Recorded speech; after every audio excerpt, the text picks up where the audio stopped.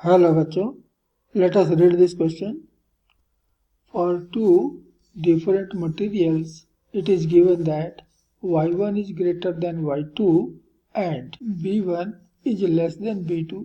Here y is Young's modulus of elasticity and b is the bulk modulus of elasticity. Then we can conclude that.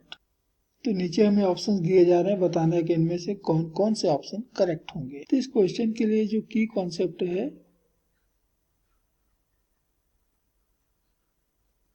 वो है types of materials.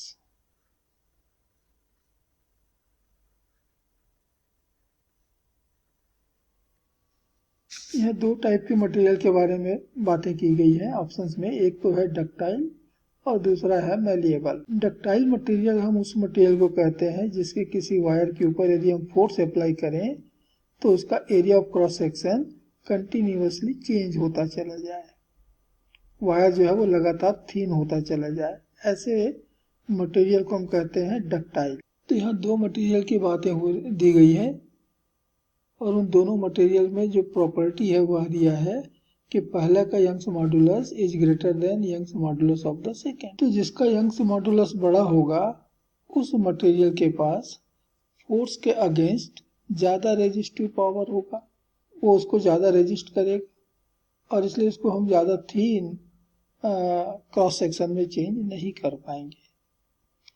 लेकिन जिसका Young's modulus छोटा है, कम है, जैसे कि मटेरियल 2 के लिए यंग्स मॉडुलस कम है, तो हम इसका तो यहाँ पर हमको रेजिस्टेंस कम मिलेगा और इसलिए हम इसके बने हुए वायर का एरिया ऑफ क्रॉस सेक्शन जो है वो इजीली और कंटिन्यूअसली कम कर सकेंगे। And that's why the material 2 is more ductile and therefore 2 is more ductile.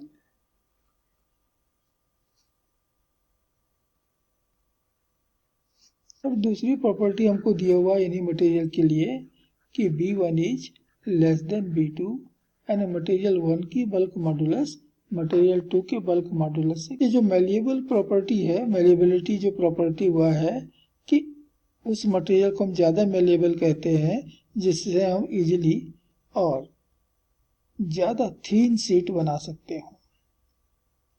तो थीन शीट बनाने के लिए हमें उसके ऊपर बल्क फोर्स अप्लाई करना पड़ेगा, उसके पूरे वॉल्यूम में फोर्स अप्लाई करना पड़ेगा ताकि वो थीन शीट में चेंज हो सके, थीन शीट में बदल सके। तो इसके लिए भी वही प्रॉपर्टी यूज होगा कि जिसके लिए बल्क मॉडुलस अधिक होगा वो फोर्स को ज़्यादा रेजिस्ट करेगा और वो ज़्यादा थीन शीट में कन्वर्ट या बदल नहीं पाएगा। लेकिन जिसके लिए बल्क मॉडुलस कम है उसका फोर्स के अगेंस्ट रेजिस्टेंस कम होगा और हम उसे ज़्यादा से ज़्यादा थिन शीट में कन्वर्ट कर सकते हैं, बना सकते हैं। And that's why the material 1 is more malleable. तो चलिए देखिए कौन कौन सा ऑप्शन करेक्ट हो रहे हैं। 2 इज मोर डक्टाइल, तो ऑप्शन बी हमारा करेक्ट हो रहा है। एंड 1 इज मोर मैलिएबल, इसलिए ऑप्शन सी हमारा करेक्ट हो रहा है। And these are the final answer of this question. Hope you understood it well. Best of luck.